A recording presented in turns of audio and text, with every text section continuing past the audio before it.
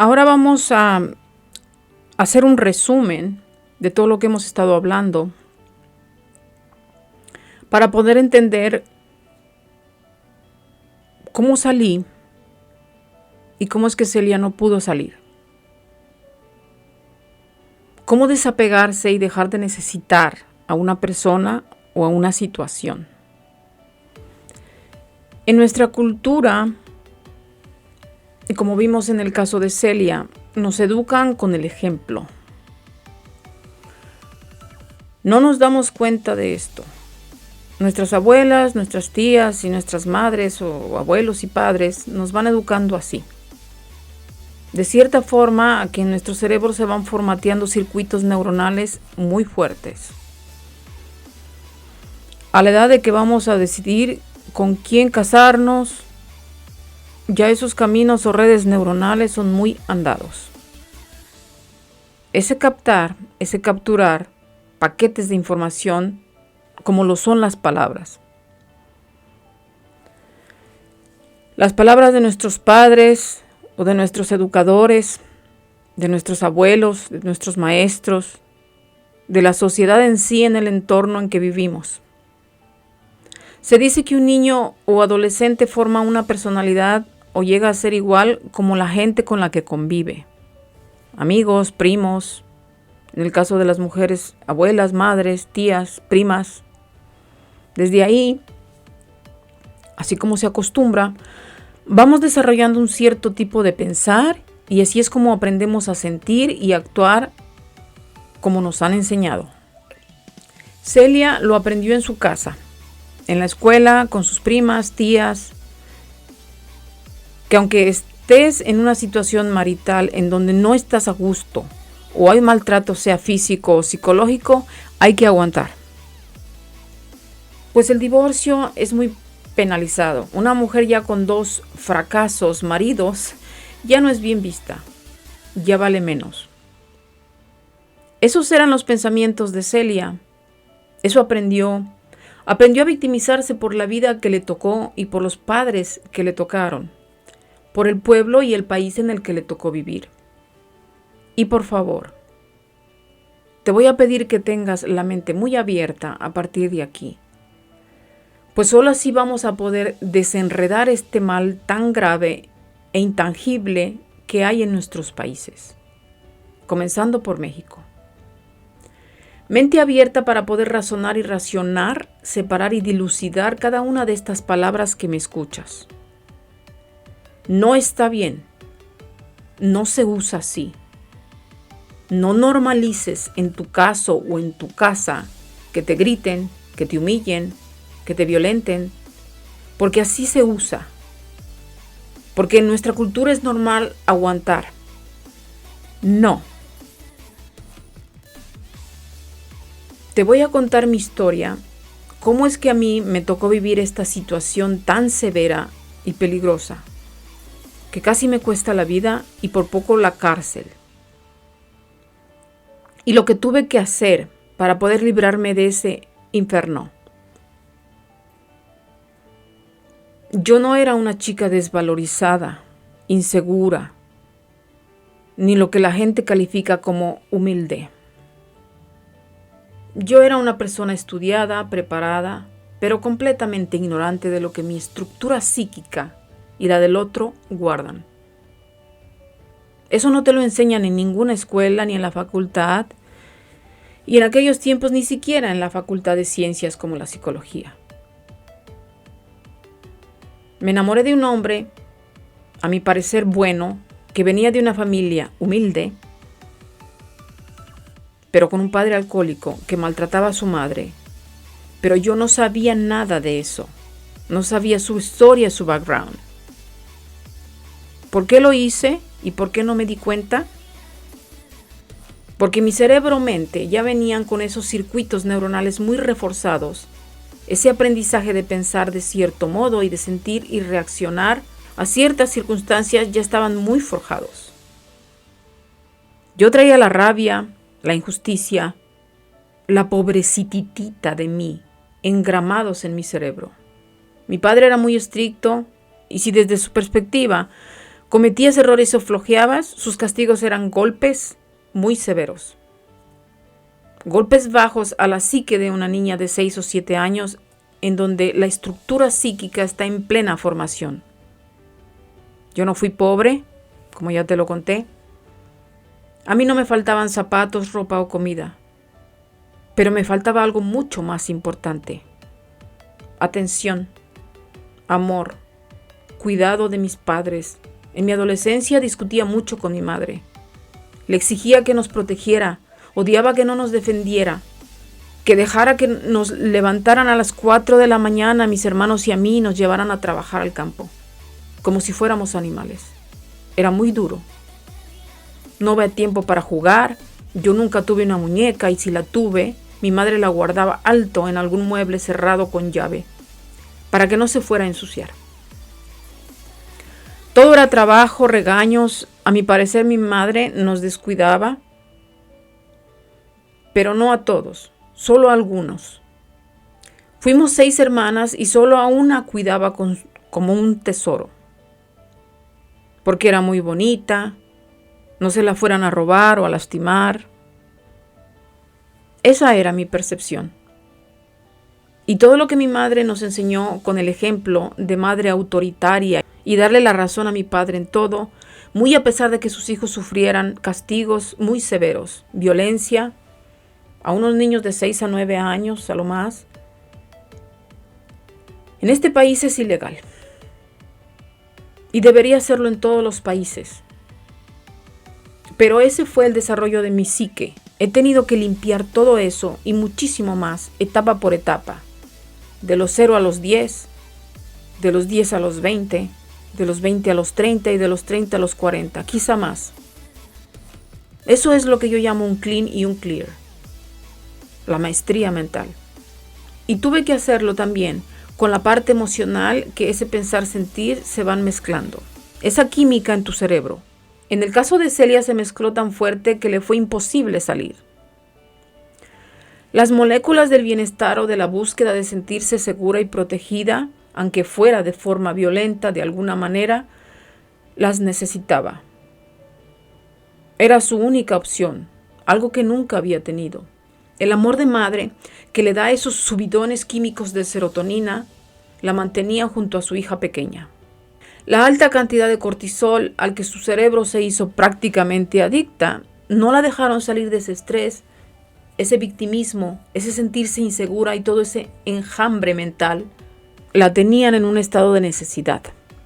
Inconscientemente su cerebro se lo exigía. Sus palabras eran: por mi hija, por quién me va a mantener, quién me va a pagar los tratamientos tan caros, quién me va a llevar al hospital si me deportan a México. En México no hay ni dinero ni los tratamientos. Todas esas creencias que le daban esos patrones de pensamientos la mantuvieron controlada completamente por lo que sentía. La culpa. Yo cometí ese error y ahora lo tengo que pagar. Debemos cortar las cadenas de educación nociva que les estamos enseñando con ese ejemplo a nuestras hijas e hijos menores. Celia dejó 2 hijas. 2 hijas que aprendieron todo eso y más. Lo absorbieron con su ejemplo en esos entornos que ella les infundó. Y eso le hicieron sentirse más culpable, triste, preocupada, atrapada en toda esa cárcel, basura mental. Por otro lado, y por esas extrañas cosas de la vida, yo era muy observativa de esas cosas en mi madre. Desde muy joven. Admiraba a mi abuela, Mamá Cleo, le llamábamos. Una mujer dulce, inteligente, trabajadora y autosustentable. No necesitaba un hombre para tener todo lo que necesitaba y quizá más.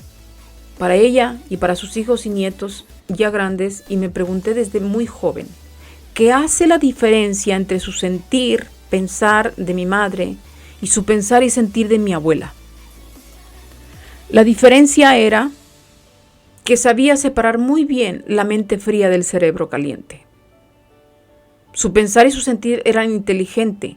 Por otro lado, ¿por qué mi madre no era como ella? Diferentes circunstancias, diferentes backgrounds, diferentes padres.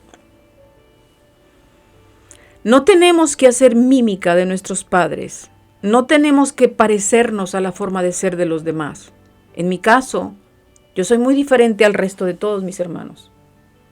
Sabía desde muy chica, cuando yo escribía todo eso en esas famosas libretas que escribo desde que era, 12 o 14 años, podía discernir lo que no quería de aquella vida y lo que sí quería hacer cuando fuera grande. Pero esa era mi mente, esa mente inteligente y clara que mi abuela me heredó. Pero a la hora de comenzar a relacionarme, no sabía nada de emociones. Mis primeras interacciones con los demás, en la escuela, con amigos o con mi primer novio, eran muy malas. Era yo enojona, autodefensiva, con el seno fruncido, conflictiva, era reactiva y contestaba muy mal. Buscaba la aprobación de los demás. El primero que me hablaba bonito, mi cerebro lo confundía con este sí me quiere. Este me va a proteger y me va a dar lo que mis padres no me daban.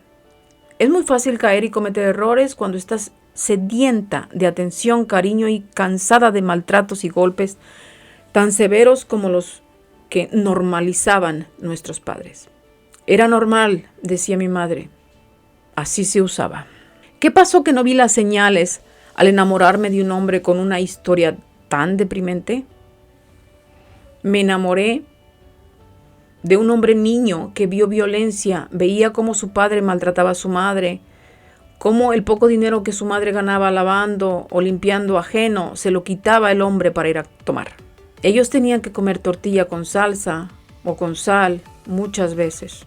Su casa era de cartón prácticamente con muchos remiendos. Yo al ir a visitarlos cuando él me llevaba, era la güerita riquilla, la de una buena familia. Y eso a mí me inflaba el ego. Claramente lo veo desde ahora, estaba buscando atención. Por primera vez era importante para alguien. Según yo. Ellos me adoraban. Según yo, para que fuera parte de su familia, pero estaba ciega, inexperta y casi muero en ese enredo emocional que confundimos con amor. En Celia, en mí y quizá en ti, como en muchas mujeres, hay un yo interno que nos pone puntapié, un engañador de sentimientos que nos hace cometer este tipo de errores, que son de vida o muerte. Mi yo observador ahora me puede espejear con el otro, con el que platico o me voy a relacionar, pero me ha llevado por lo menos 2 décadas poder hacerlo. Celia no pudo. Y hoy en día, muchas mujeres mueren en medio de estas situaciones. Muchas mujeres se enferman porque su emocionalidad las consume. Eso era lo que mi padre, mi madre y quizá los tuyos no sabían. No saben. Se va al doctor, se checa uno de todo lo físico, se toma uno el medicamento, se va a las terapias o lo que sea, como Celia. Pero no sabemos o no vemos, o nadie nos enseña que estamos jugando lotería con cartas incompletas y que así nunca vamos a gritar, lotería, gané. Nos está faltando esa parte, esa carta emocional que la vida nos esconde o que las circunstancias nos nublan. Nos falta una parte que ver y que arreglar para poder ganar el juego de la vida. La vida es un juego, pero debemos conocer y apropiarnos de las herramientas que necesitamos para ganarlo. Estas herramientas, estos recursos y todo lo que necesitas no los venden en ningún lugar. Nadie te los puede dar, solo tú misma. La felicidad se construye limpiando y clarificando tu pensar y tu sentir todos los días. La salud se adquiere trabajando muy duro, con disciplina, en tus reacomodos y regeneración orgánica, con cambio de hábitos para tu reacomodo corporal, todos los días. Y la longevidad se va adquiriendo con estas prácticas del rethinking. Vas adquiriendo una forma de pensar distinta poco a poco. Esta longevidad se te va dando por añadidura, como consecuencia de toda esa organización mental, de ese limpiar, de ese clarificar en tu mente. y te va dando una forma de pensar diferente para tomar decisiones acertadas respecto de tu salud mental y física. Así es como se te va reacomodando el cuerpo y tus filtros mentales le cierran las compuertas a la psicosomática que antes nos enfermaba. Así se adquiere también la mano y longevidad. Así lo hice, así lo he venido haciendo y lo puedo testificar. Si lo logras, si eres constante, si aprendes a estudiar y estudiarte en estos 4 cuadrantes de tu pensar-sentir, que es la mente-cerebro, podrás salir. Entonces podremos cambiar y reeducar a una generación futura. Tus hijos, mis hijos, nuestros hijos. Madres y padres futuros. Es entonces cuando habré logrado cortar cadenas de mi clan, de mi familia, y tú de la tuya y de la de los demás. Ese será mi legado que dejaré a las muchas o pocas familias que lo logren. Yo estoy en eso, en mi propia familia, en mis hermanas, en mis sobrinas y sobrinos. También está impactando en mi propia automaestría. Impacta en las 2 hijas de Celia, en el padre de la hija mayor de Celia. Porque Celia fue mi maestra y yo soy la madrastra de su hija mayor, la madre maestra de su hija, mi hija. La encomienda de Celia antes de irse fue: no cometas los mismos errores que yo. Y por favor, cuida a mi niña. Te encargo a mi hija menor, que está en manos de su padre. No la dejen sola. Se las encargo. Esa preocupación y ese enredo mental de su cuadrante de conciencia se lo llevó. No pudo salir de esa trampa. No pudo elevar su conciencia. Gracias, Celia, por enseñarme tanto. Mi compromiso es muy grande ahora. Estamos viviendo tiempos muy revueltos. Muchos cambios e incluso en personas públicas como la cantante recién violentada a manos de su esposo de 20 años de matrimonio. Y con 2 hijos mayores de edad, ellos vieron y observaron estos entornos tan deplorables.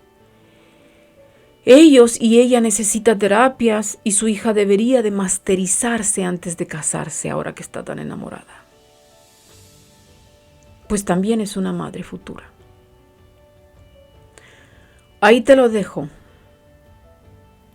Ralentiza mis palabras. Y antes de tomar tus decisiones más importantes, recuérdame. Para y en silencio, vuélveme a escuchar. Para que poco a poco vayas aprendiendo a ponerte atención. Autoobservando qué piensas, qué sientes, y con un enfoque sostenido en cada una de estas cosas que te suceden, te tomes tu tiempo, lo proceses y le des tiempo a tu mente-cerebro de reacomodarlo, de clarificarlo, de organizarlo. Entonces comenzarás a ser libre. Luego, autosustentable, para que no tengas que depender de un hombre o de una mujer con enjambre mental, que son esos maltratadores, los psicópatas, narcisistas, maltratadores psicológicos y verbales. Para allá vamos, para que puedas también tú ayudarme a reeducar a tus hijos, padres futuros, a tus madres futuras, a esa generación. Para comenzar tú, para y en silencio, ponte atención. Así, poco a poco iremos aprendiendo a leer la mentalidad del otro. ¿Cuáles son sus pensares? ¿Cuáles son sus sentires? Escuchando su lenguaje. Luego aprenderemos a reinterpretar. Reeduquemos a la generación futura. He dedicado toda mi vida a estudiarme, a observarme, a poder interpretar cómo registró y cómo procesó mi cerebro todo lo que me pasa. Porque mi peor miedo era enfermar. Más tarde, con mis acciones, la culpa me corroía porque estuve a punto de dejar a mi hijo sin padre, cansada de la violencia doméstica.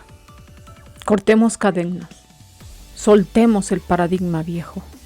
Ya no se usa, ya no es normal. Y refuncionalicemos la generación futura. Ese es el mejor legado que le puedes dejar a tu familia. La mejor herencia a tus hijos. La libertad emocional. Gracias por escucharme.